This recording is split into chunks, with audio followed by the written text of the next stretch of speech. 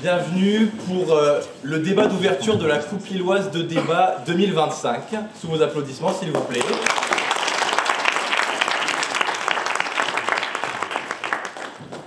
C'est un honneur pour la Fédération francophone de débat du Nord d'organiser cette nouvelle édition, cette 5e édition en réalité de cette Coupe Lilloise de débat.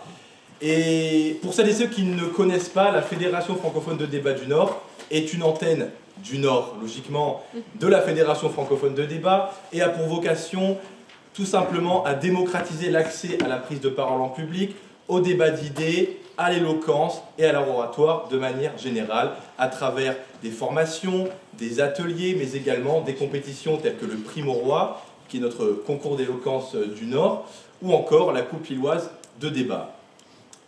Cette Coupe Lilloise de débat, c'est donc, comme je le disais, la 5e édition. Et ce soir, vous aurez concrètement ce qui peut se faire de mieux pour un débat d'ouverture, puisque nous avons l'une des plus anciennes équipes de la Fédération, à savoir l'Oratorium de la Faculté libre de droit.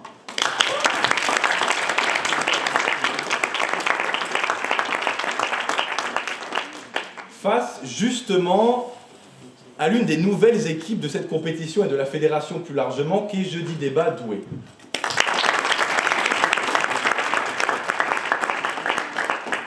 Une nouvelle équipe, et il n'y en a pas seulement une dans la compétition cette année, ce sont 4 nouvelles équipes avec le campus Pont-de-Bois de l'Université de Lille, la FGES de la Cato, l'EDEC, une autre école de commerce, et puis en plus, Jeudi Débat, tout simplement. Donc merci à vous, et ça montre que l'art oratoire passionne, que l'art oratoire attire chaque année de nouvelles personnes, de nouvelles écoles.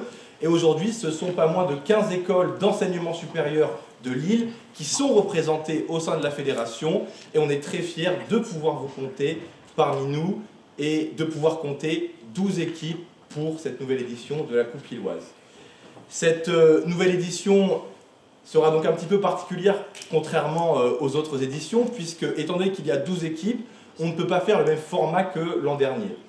Concrètement, ces 12 équipes sont réparties en 3 poules de 4 équipes. Et à l'issue de la phase de poule, 8 équipes seront qualifiées pour les quarts de finale. Alors, comment départager ces équipes? Vous le verrez, mais l'objectif est tout simplement d'avoir accès à du débat d'idées sur des sujets sociétaux. Et ce soir, les 2 équipes s'affronteront sur le thème de la rémunération des enseignants sur la base du mérite. Au gouvernement, ce sera l'Oratorium de la Cato, qu'on peut applaudir.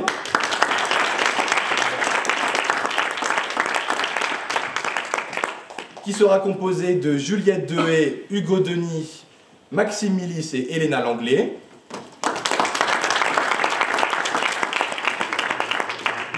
Et de l'autre côté, logiquement du côté de l'opposition, nous aurons Jeudi Débat Douai avec Richard Sauvage, Victor Waldvogel, Souleymane Ali et Martin Couvre-Hubert. Pour celles et ceux qui ne connaissent pas le format, c'est un débat fictif entre un gouvernement fictif et une opposition fictive, ce qui implique que les positions qui seront défendues ce soir ne reflètent pas nécessairement les positions réelles des orateurs et oratrices. Je préfère le rappeler. Et pour juger ce débat, nous aurons un très beau jury avec tout d'abord 2 personnes du pôle formation de la Fédération francophone de débat du Nord, à savoir Marthe Rodier et Romain Lalanne, que vous pouvez applaudir.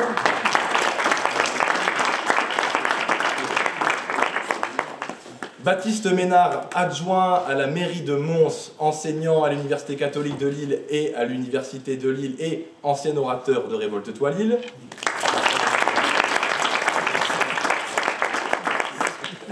Olivier Descamps, enseignant à l'Université catholique de Lille, spécialiste de la prise de parole en public.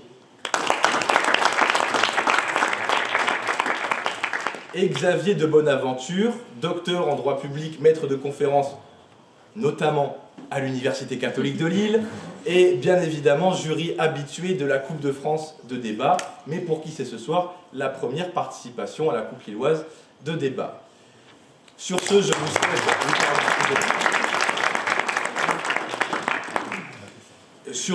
que la fête commence, tout simplement. Je vous souhaite un très bon débat. Profitez pour les orateurs et oratrices, amusez-vous. Mais avant, je vais faire un petit rappel des règles parce qu'il convient toujours de le faire. Les orateurs et oratrices auront entre 4 minutes 45 et 5 minutes 15 pour déclamer leur discours. À 4 minutes 45, nous vous demanderons de conclure. Et à 5 minutes 15, si vous n'avez toujours pas fini votre discours, nous vous remercierons et vous demanderons d'aller vous asseoir. Chaque orateur et oratrice doit prendre et poser au moins une question. Les questions sont ouvertes à 1 minute avec un bruit comme ceci.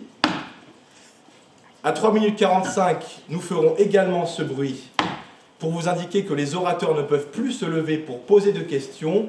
Et à 4 minutes, nous taperons 2 fois comme ceci pour indiquer que l'orateur ou l'oratrice qui a la parole ne peut plus recevoir la question. Enfin, le temps est coupé pendant les questions et reprendra aussitôt que l'orateur ou oratrice qui a la parole reprend son discours. Je vous remercie et vous souhaite un très bon débat d'ouverture de cette coupe illoise. Merci à vous.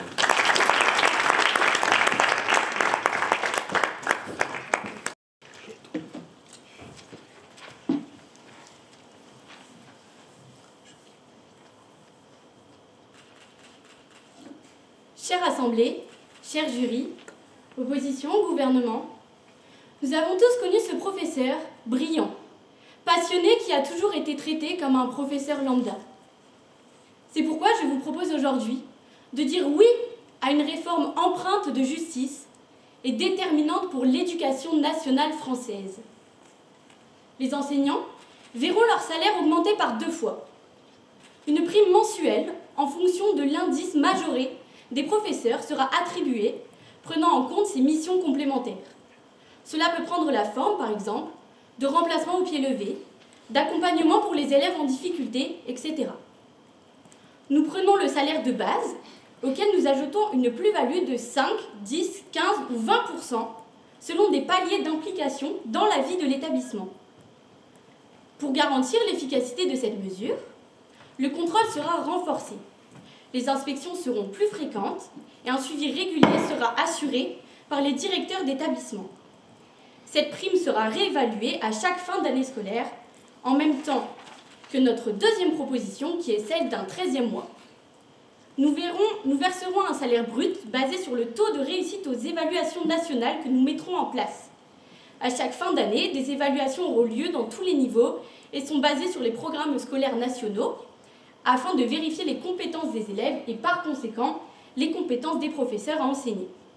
Au-delà de 80% des réussites de ces classes, le professeur touchera un 13e mois. Les examens nationaux seront évidemment adaptés aux enjeux territoriaux, à savoir les REP. Ces mesures entreront en vigueur pour tous les professeurs de la maternelle à la fin de l'enseignement secondaire des établissements publics, l'enseignement privé n'étant pas de notre ressort.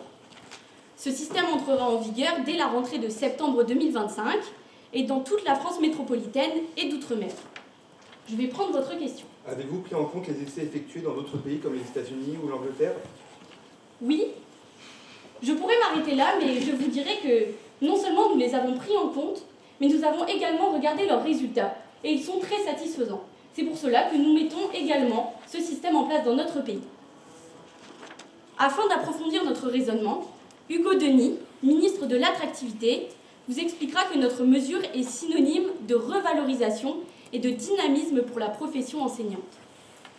Ensuite, notre ministre de l'Éducation nationale, Maxime Millis, démontrera que la rémunération au mérite est une clé pour offrir un avenir meilleur à nos enfants. Pour conclure, Elena Langlais, secrétaire générale, reviendra sur les points clés de ce débat. Quant à moi, je soulignerai le fait que notre mesure permet de valoriser les enseignants performants. 96,1% de réussite au bac général en 2024. Ces chiffres du ministère de l'Éducation ne mentent pas. Les élèves réussissent. Bien que nous ne sous-estimons pas leurs efforts personnels, il y a une autre cause qu'il faut souligner, l'excellence des professeurs. En effet, un point commun nous rassemble dans cette salle. Nous avons tous passé un certain temps sur les bancs de l'école. Et nous avons tous en tête le nom d'un professeur qui nous a marqués, tant par son savoir que par son dévouement dans son métier. Il est temps de le récompenser pour ses efforts, car toute peine mérite salaire. Contrairement à ce prof banal, faisant acte de présence, mais c'est tout. Voyez ce prof là? Mais si, ce prof, il n'a plus rien à apprendre de personne. Sa pédagogie est restée en l'an 40.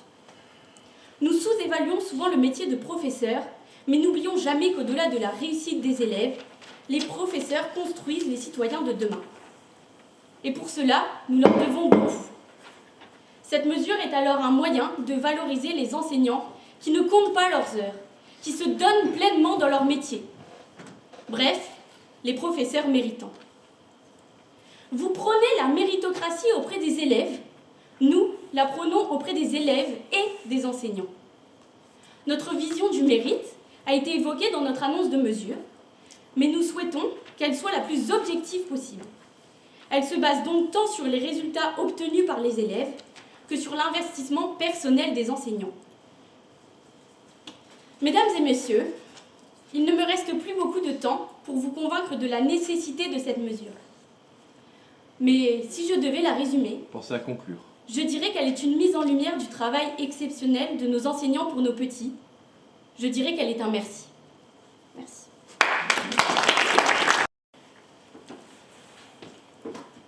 Nous décidons aujourd'hui de l'avenir, de notre avenir.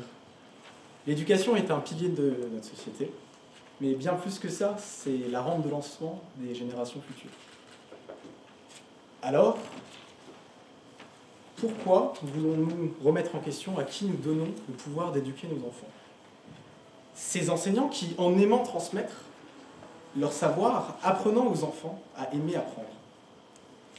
Ainsi, cher gouvernement, très chère opposition et honorable jury, engageons-nous à confier l'avenir de nos enfants à des individus guidés par la morale et non l'appât du gain. Cette mesure, présentée au travers de ce gouvernement, occulte les solutions existantes, ou en tout cas les répète. Car oui, ces solutions existent. Des solutions qui, en opposition avec ce qui a été proposé précédemment, favorisent la pédagogie et le développement de nos enseignants. Les primes pour la prise de responsabilité, devenir professeur principal, accompagnement spécialisé ou encore des postes en zone prioritaire. Également les avantages en nature. Ceci renforce la qualité de l'enseignement tout en valorisant le dévouement de nos professeurs à droite. Cette mesure, elle est également elle bafoue le statut de fonctionnaire qui est aujourd'hui en place. Celui-ci demeure encore et toujours comme un gage de sécurité. Il garantit un salaire fixe évolue au gré de l'ancienneté et des qualifications. Mettre au péril cette sécurité à tous les stades de la carrière des enseignants n'est pas une solution viable. Ce serait une destruction pure et simple de la stabilité de l'emploi qui est proposée. Sans incitation financière, comment motiver les enseignants à dépasser le cadre strict de leurs obligations et à innover dans leurs pratiques pédagogiques?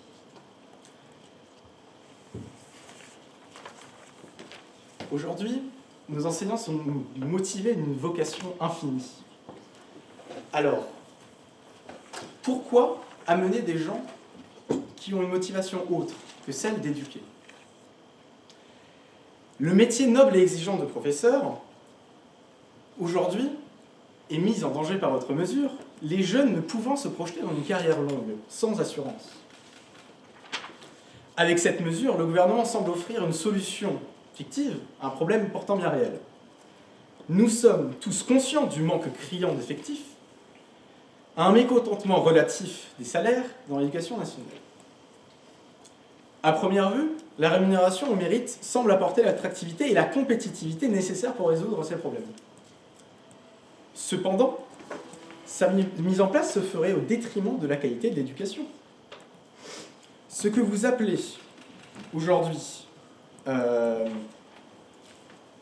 dynamisme, cette attractivité que vous créez, est bel et bien uniquement de la compétitivité toxique.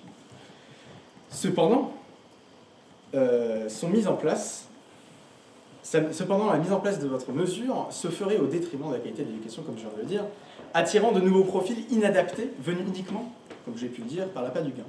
Ces mercenaires, motivés par l'argent et non par la vocation d'enseigner, feraient qu'aggraver la dégradation de notre système éducatif et surtout l'image déjà en péril aujourd'hui de ce métier. La question du rapport entre le travail effectif et la rémunération que vous allez sûrement aborder par la suite ne ferait que s'aggraver également. Attiré par le gain, la charge de travail serait alors infinie. Ne compromettons pas davantage donc, cette image fragilisée, qui reste au cœur de notre société. Pour ce faire, notre gouvernement d'opposition va animer ce débat sur la rémunération au mérite des enseignants en amenant plusieurs arguments, mettant en lumière les limites, dangers de telles mesures. Nous verrons d'abord comment l'argent peut effacer les principes moraux de l'éducation et transformer les missions pédagogiques. Il est également nécessaire de s'interroger sur les moyens de mesure du mérite, mais finalement, en mettant en lumière comment ces mesures minimisent les engagements et surtout favorisent les inégalités existantes dans l'enseignement aujourd'hui, nous pourrons enfin conclure avec notre secrétaire général de l'Assemblée de l'opposition qui appuiera nos arguments et l'importance de ceux-ci et surtout remettra en question l'ensemble de vos arguments garantissant un cadre législatif et ça à conclure. Donc aujourd'hui, cette affirmation se résume à balancer de l'argent qui ne résoudra aucun problème effectivement, mais qui sollicitera les futurs professeurs et professeurs aujourd'hui à négliger l'éducation et la pédagogie. Aujourd'hui, l'entraide est au cœur de cette pédagogie qui s'effacerait au profit d'une compétitivité nocive. Il faut favoriser donc cette pédagogie, la collaboration, une logique capitaliste. Merci monsieur.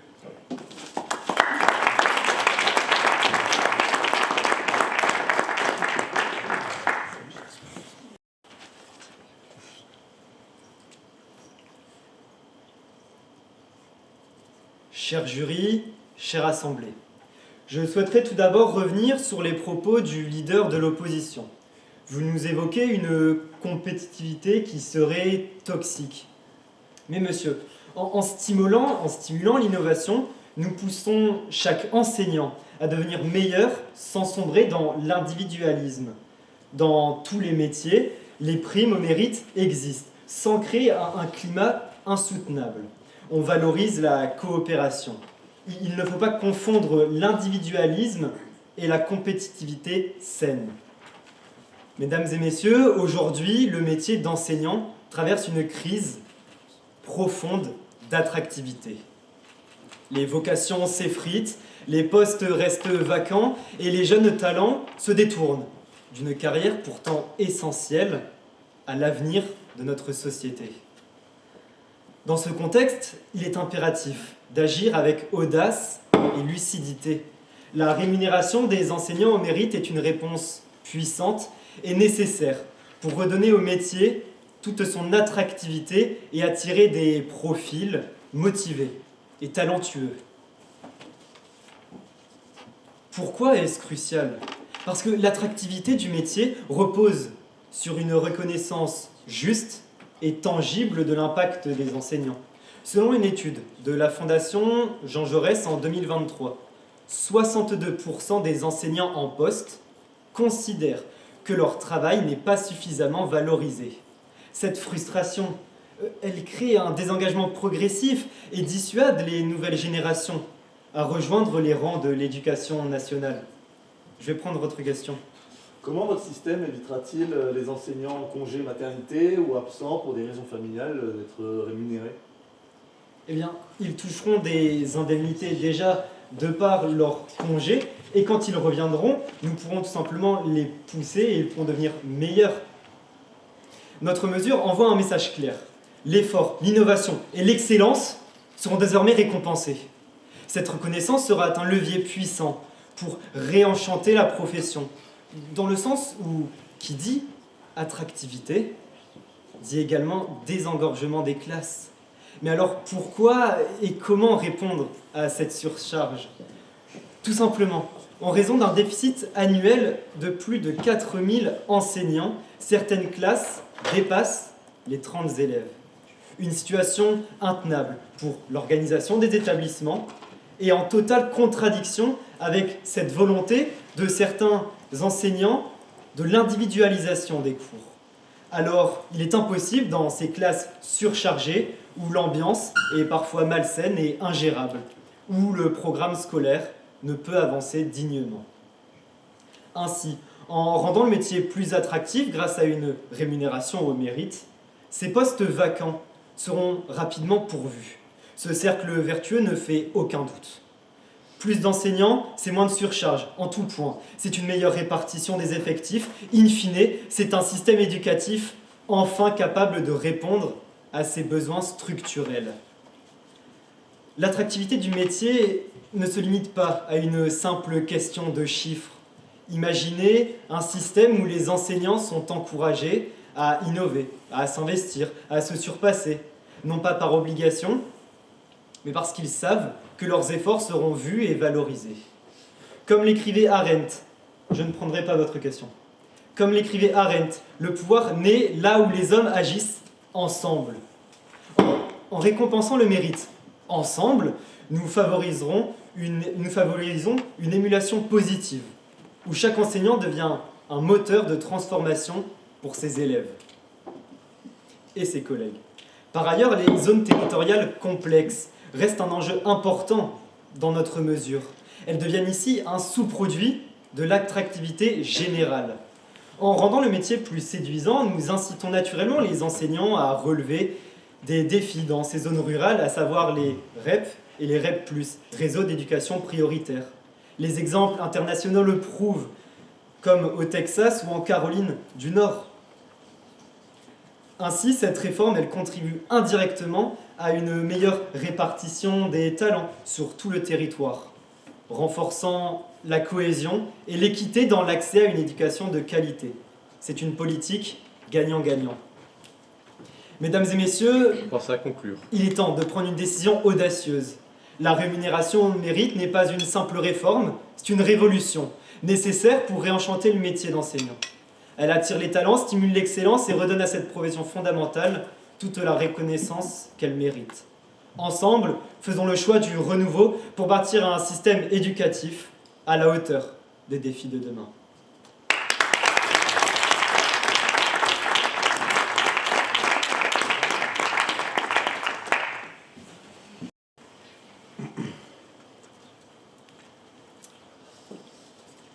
Mesdames et messieurs les jurés, très chère Assemblée, le gouvernement nous propose une mesure en apparence simple.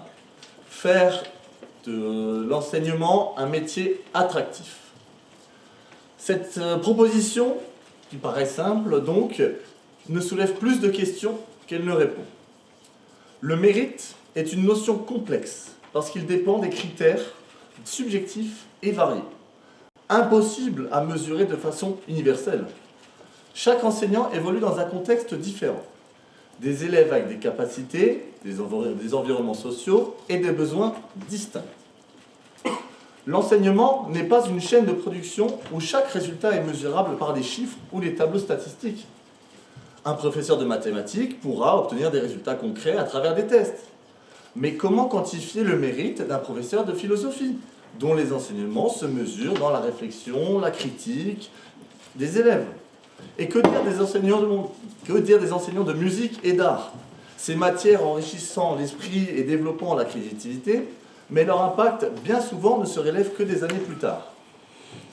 Réduire le mérite à des critères uniformes, c'est nier la richesse et la complexité de l'éducation. Le gouvernement promet des évaluations justes et objectives. Mais qui sera chargé de les juger? Les inspecteurs? Je prendrai votre question.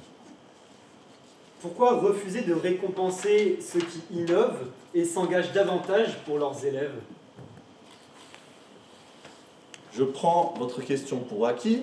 L'objectif n'est pas que les enseignants se sentent pénalisés, mais bien maîtres de leur devoir et ainsi permettre aux étudiants de mieux se sentir et de permettre aux professeurs de développer un esprit plus critique et ne pas se focaliser sur des résultats.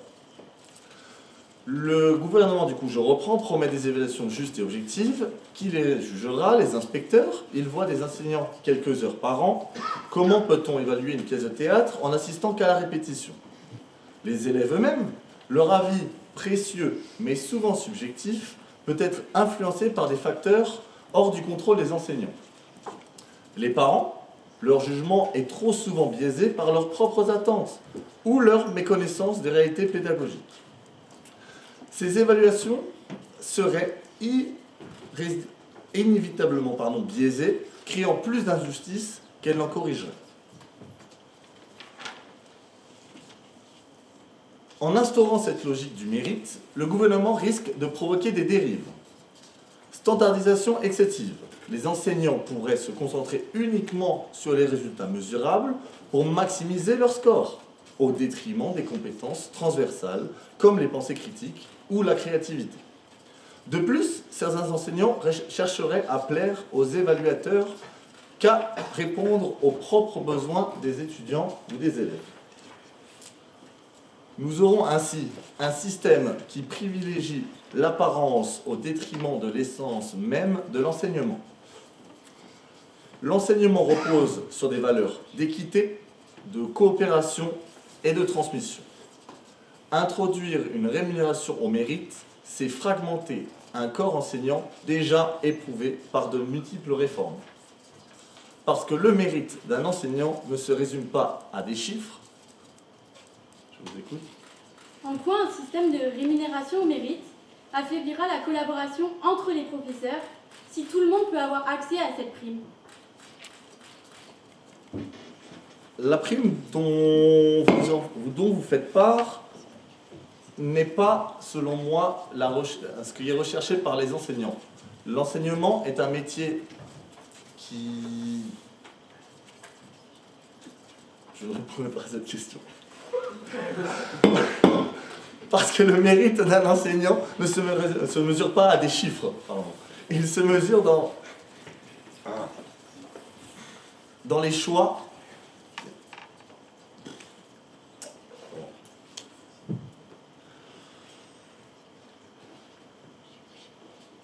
Et cela, aucun barème ne pourra le quantifier. Pardon. Je suis terminé.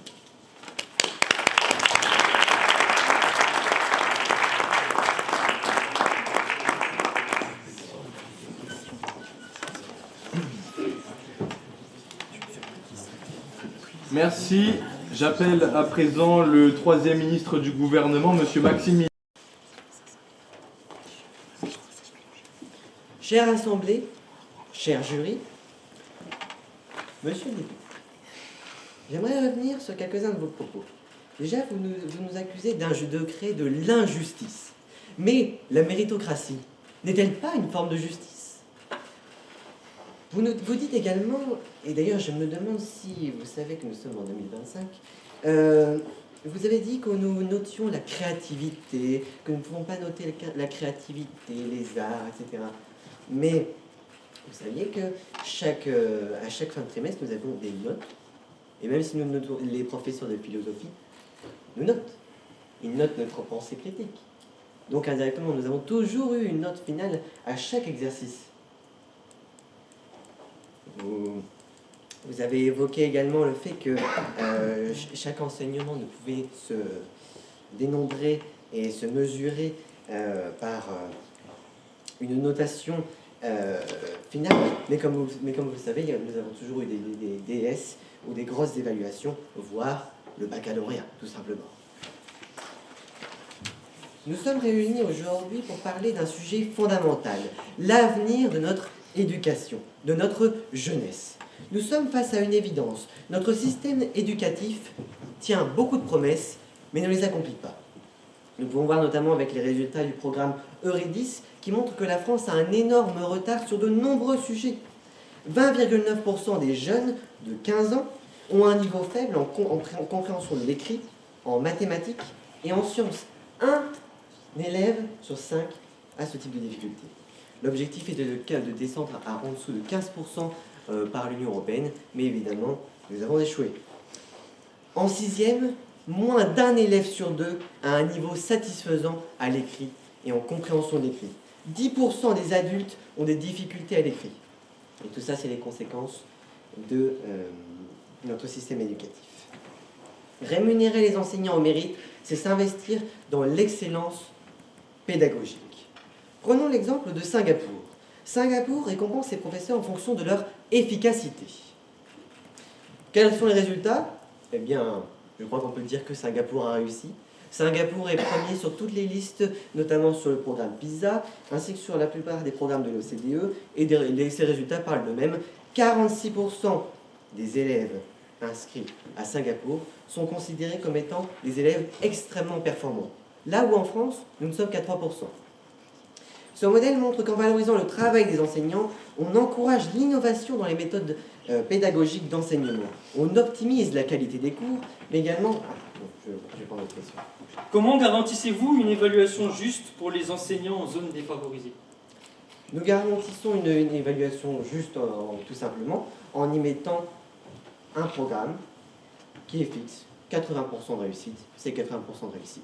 Et en échange, du coup, vous augmentez votre salaire. Mais c'est à partir du moment où vous êtes en dessous, il n'y aura pas d'augmentation, votre salaire ne bouge pas. À partir du moment où vous n'avez pas votre salaire qui bouge et qui ne descend pas, il n'y a pas d'injustice. On peut dire également que les enseignants sont motivés par cette reconnaissance financière et sociale et peuvent optimiser leurs méthodes et faire des méthodes voire novatrices. D'ailleurs, c'est pour ça que notamment Singapour a créé la méthode Singapour en mathématiques, qui est une des meilleures méthodes au monde, pour favoriser notamment chez les jeunes. Des témoignages locaux montraient d'ailleurs que cette approche poussait les professeurs à dépasser leurs limites, transformer leur classe en terrain d'essai, en terrain d'innovation, d'excellence. Ils stimulent les élèves à la perfection. Le succès de Singapour illustre comment une politique éducative peut transformer les résultats scolaires, valoriser les acteurs éducatifs et transformer une faible nation insulaire en puissance économique mondiale. Cette réforme profitera avant tout à nos enfants. Et c'est surtout ça ce qui compte, ce sont nos enfants. Les enseignants seront incités à se dépasser, à innover, à perfectionner leurs méthodes pédagogiques. Les élèves bénéficieront d'un enseignement de qualité, mais surtout un enseignement qui évolue. Chaque enfant est une étoile brillante, une promesse d'avenir. Notre devoir est de veiller à ce que leur lumière brille pour toujours. La France est célèbre pour ses établissements qui rayonnent à l'étranger. Louis le Grand, Charlemagne, Henri IV. Ces symboles d'excellence doivent devenir la norme et non l'exception. L'école de la République se doit d'offrir le meilleur. L'éducation est un combat de chacun, un combat qui devrait nous unir, car la plus grande richesse d'une nation réside dans ses enfants. Et c'est tout ce qui compte. Pour ça, conclure. Comme l'a dit d'ailleurs Victor Hugo, je voudrais le rappeler, qu'il a dit en ces lieux, avec une inexprimable ardeur et tous les moyens possibles, améliorer dans cette vie le sort matériel de ceux qui souffrent. Mais je n'oublie pas que la première des améliorations, c'est de leur donner l'espérance. Je vous remercie. On ne construit pas l'inégalité en récompensant ceux qui ont les meilleures conditions, mais en soutenant ceux qui en ont le plus besoin. Par ces mots, je souhaite rappeler que l'éducation est un pilier fondamental de toute société, où chaque enseignant joue un rôle collectif essentiel. Pourtant, le gouvernement propose ici de rémunérer les enseignants au mérite, un système qui, sous prétexte d'être efficace, risque de nuire à la mission première de l'éducation et d'aggraver les inégalités. Honorable Assemblée, cher jury, cher gouvernement, chère opposition, je vais vous expliquer comment cette proposition fragilise le principe d'équité au cœur de notre système éducatif et menace nos enseignants et nos élèves dans les contextes les plus défavorisés. Mais avant de donner vie à mon argument, revenons sur les propos de mon prédécesseur. Monsieur le ministre, les enseignants pourraient se confronter à des critères rigides au détriment de la créativité de chacun, et ainsi, nous aurons une standardisation de l'enseignement qui bloquerait la créativité des enseignants et le bon développement de nos élèves.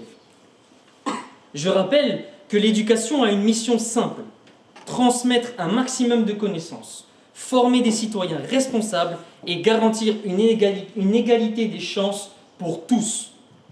Les résultats des élèves, souvent utilisés comme indicateurs de performance, sont biaisés par les conditions socio-économiques. Les enseignants qui travaillent dans les zones défavorisées partent constamment désavantagés. Selon l'OCDE, l'Organisation de coopération et de développement économique, 60% des variations des résultats scolaires sont dues à des facteurs externes comme le soutien familial ou les infrastructures locales. Un enseignant en zone REP doit gérer des problématiques considérables telles que les violences, le manque de ressources ou les élèves en difficulté. Ces efforts, bien que colossaux, sont rarement reflétés dans les statistiques de performance. Ainsi, ce système punit les enseignants qui s'investissent le plus dans des contextes difficiles, là où l'éducation est pourtant la plus cruciale. Je vais répondre à votre question. Pourquoi la rémunération au mérite ne peut-elle pas justement attirer les enseignants dans les zones les plus difficiles et réduire ces inégalités? Je vais y répondre avec mon argument suivant. La rémunération au mérite incitera les enseignants expérimentés à privilégier les écoles où les élèves réussissent déjà bien, accentuant ainsi les inégalités entre les territoires. Je prends l'exemple du Chili. La rémunération au mérite a entraîné une migration des enseignants qualifiés vers les écoles urbaines, laissant les zones rurales sans ressources humaines compétentes. Ces zones déjà en difficulté ont vu leur performance scolaire drastiquement chuter. En attirant des talents vers des écoles déjà favorisées, ce système risque d'abandonner les élèves des zones défavorisées, amplifiant les facteurs sociaux et territoriaux. La rémunération au mérite détruit l'esprit d'équipe essentiel dans les établissements scolaires, en favorisant une logique individualiste et compétitive. Je prends l'exemple des écoles britanniques, où ce système a été introduit. Une étude montre que les enseignants partagent moins leurs outils pédagogiques, chacun cherchant à protéger son travail pour maximiser ses chances d'obtenir une prime. Un établissement où règne la compétitivité au lieu de la collaboration ne peut que nuire à la qualité globale de l'enseignement. Et ce sont les élèves qui en paieront le prix.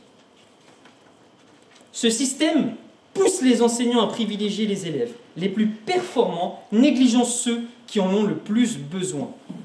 Aux États-Unis, par exemple, certains enseignants ont admis concentrer leurs efforts sur les élèves capables d'améliorer rapidement leur score au détriment des élèves en difficulté. En France, ces dispositifs, comme les ULIS, les unités localisées pour l'inclusion scolaire, risqueraient d'être négligés car les progrès des élèves y sont plus lents et difficiles à mesurer. Ce système trahit donc l'essence même de l'éducation, à savoir offrir à tous les élèves les mêmes chances de réussir indépendamment de leur point de départ. Vous l'avez vu, cette proposition, censée récompenser le mérite, ne fait qu'aggraver les inégalités à tous les niveaux, entre les enseignants, entre les établissements et surtout entre nos chers élèves. Elle menace l'équilibre de notre système éducatif et va à l'encontre d'un de ses principes, à savoir garantir l'égalité des chances pour tous.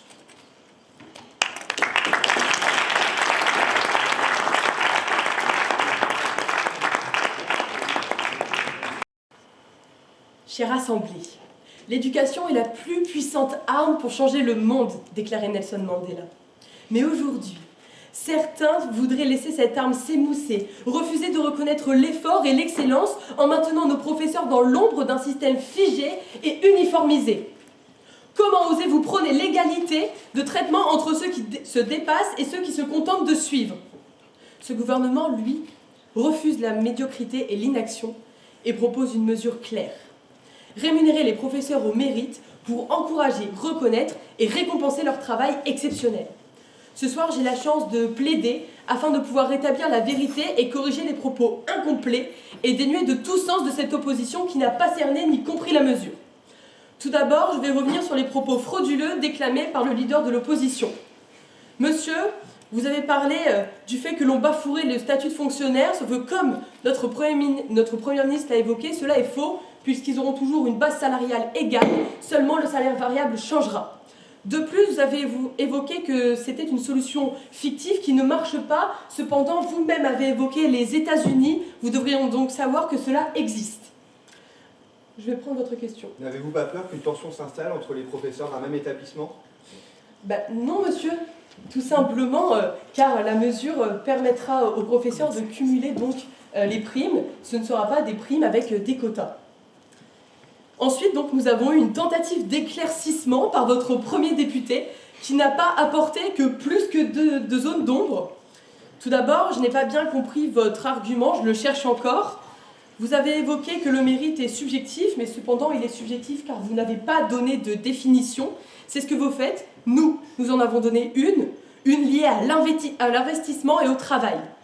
De plus, vous avez évoqué que l'enseignement n'est pas mesurable, mais il l'a toujours été par des notes, par des diplômes comme le brevet, le baccalauréat. Enfin, vous avez évoqué que les évaluations étaient biaisées, sauf que comme l'a évoqué notre collègue, ils seront basés sur des critères assez stricts et adaptés aux zones critiques comme les REP. Enfin, donc, je salue la tentative de votre second député qui a tenté en vain de sauver les briques d'un édifice déjà détruit. Vous avez évoqué que cela aggraverait les inégalités, cependant, vos prises de parole se ressemblent. Il y a donc une standardisation de l'enseignement, ce qui est faux, puisque nous n'avons pas prévu de changer les matières seront les mêmes, il y aura toujours de la créativité, cela existera toujours. Vous avez évoqué le fait que cela accentuera les inégalités, je ne comprends pas bien encore une fois, puisque nous proposons d'augmenter la rémunération des profs qui verront une augmentation de leur investissement donc dans ces zones, les REP, etc. Et enfin, vous avez évoqué le fait que cela détruirait l'esprit d'équipe. Encore une fois, je ne comprends pas, puisque cela ne sera pas le cas, car ceux qui peuvent toucher une aide comme le feront davantage. Voilà donc où en est notre chère opposition, après avoir empiété sous nos yeux une série d'arguments faibles, teintés d'incompréhension flagrante des besoins de l'éducation. Elle n'a réussi qu'à révéler une chose, son incapacité à reconnaître et encourager l'excellence. Mais rassurez-vous, face à cette vision injuste, il y a une autre, vraie, juste et ambitieuse définition et projet que défend ce gouvernement. Tout d'abord, Madame la Première ministre nous a brillamment expliqué que cette réforme valorise les enseignants les plus engagés et compétents. Ensuite, Monsieur le ministre de l'Attractivité nous a démontré avec clarté que rémunérer au mérite peut motiver les enseignants à travailler dans des zones complexes, comme les REP et la ruralité par exemple. Des primes ciblées, donc inspirées d'exemples internationaux, renforcent l'attractivité du métier et permettent une meilleure répartition des talents et surtout une meilleure réponse aux besoins des territoires défavorisés. Enfin, par notre ministre de l'Éducation nationale qui a conclu en évoquant avec rigueur que rémunérer les enseignants au mérite, c'est inciter à l'innovation et au perfectionnement des méthodes pédagogiques. Cette mesure permettra à nos enfants de bénéficier d'un enseignement plus dynamique et surtout plus adapté à leurs besoins. Deux visions du monde se sont affrontées ce soir. D'un côté, une opposition qui s'accroche à un système dépassé, refusant de voir la réalité, c'est-à-dire que l'excellence ne peut se contenter de l'uniformité. Et de l'autre, ce gouvernement, porteur d'une vision audacieuse qui défend l'idée simple mais puissante que récompenser au mérite, c'est investir dans l'avenir de nos enfants. Entre immobilisme et progrès, médiocrité et ambition, nous avons fait un choix. Celui d'un système éducatif juste et plus fort.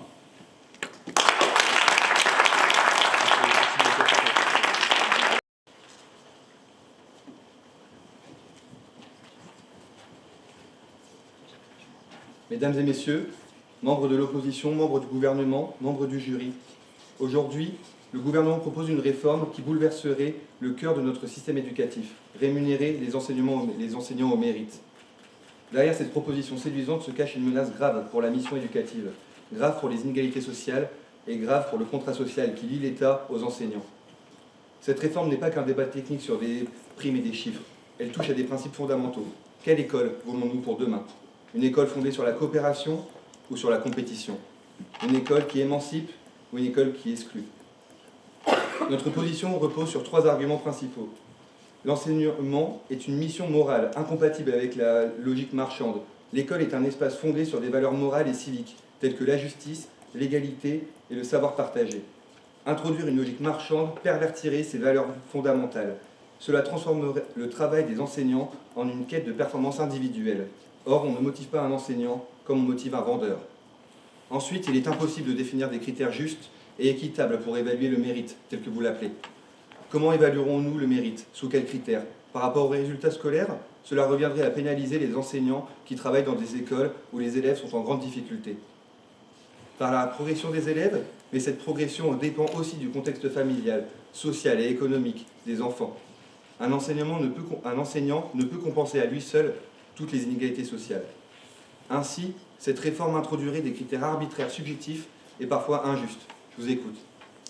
Comment garantir la motivation des enseignants avec l'enjeu actuel de stress, sans reconnaissance concrète de leurs efforts et résultats? Nous ne sommes pas contre une revalorisation des enseignants, mais nous pour une revalorisation juste et totale de tous les enseignants. Nous ne pensons pas qu'une revalorisation au mérite serait une revalorisation équitable en raison des inégalités des territoires ou des inégalités sociales des étudiants.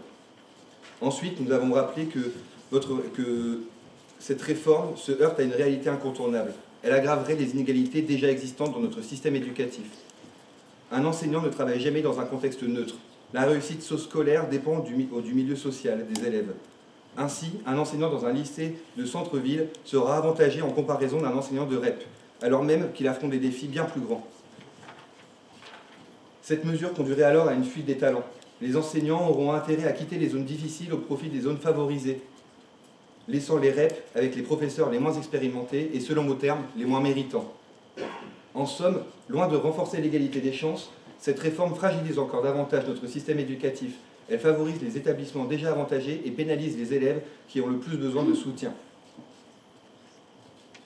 Vous parlez, pour reprendre les termes que vous avez utilisés, d'un cercle vertueux qui promet que l'argent leur donnera envie de plus s'investir au sein des établissements scolaires. Mais ceci pourra, dès le lendemain de la réforme, créer des tensions entre les professeurs, entre ceux qui ont choisi un métier tel qu'ils ont signé à leur arrivée et un métier comme vous voulez le changer. Ces tensions auront un impact direct sur les élèves et sur leur enseignement. Ensuite, dans votre argumentation, vous ne prenez jamais en compte les inégalités des territoires, les spécificités des établissements et des milieux sociaux des étudiants, qui sont un des critères majeurs dans... Je vous écoute. En quoi notre mesure fera partir les professeurs au sein des zones comme les REP, tandis que leur investissement sera amélioré grâce à une augmentation de leur rémunération? Vous avez parlé d'un taux de 80% de réussite au baccalauréat. Il me semble qu'il y a plus de chances d'avoir des taux de réussite élevés dans les zones aisées, avec une catégorie socio-professionnelle élevée, au contraire des territoires abandonnés.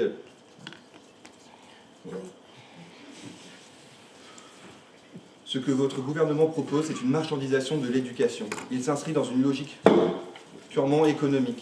Réduire le service public à des tableaux de bord, des chiffres et des résultats. Mais l'éducation n'est pas un produit qu'on peut mesurer avec des statistiques. C'est un bien commun, un pilier de notre contrat social. L'éducation est un investissement collectif qui bénéficie à l'ensemble de la société. Votre réforme brise l'engagement fondamental de notre République envers ses enseignants. Son contrat fondé sur un principe de justice, d'égalité et de reconnaissance du service public. En somme, cette réforme est une attaque contre le contrat social qui unit notre République à ses enseignants.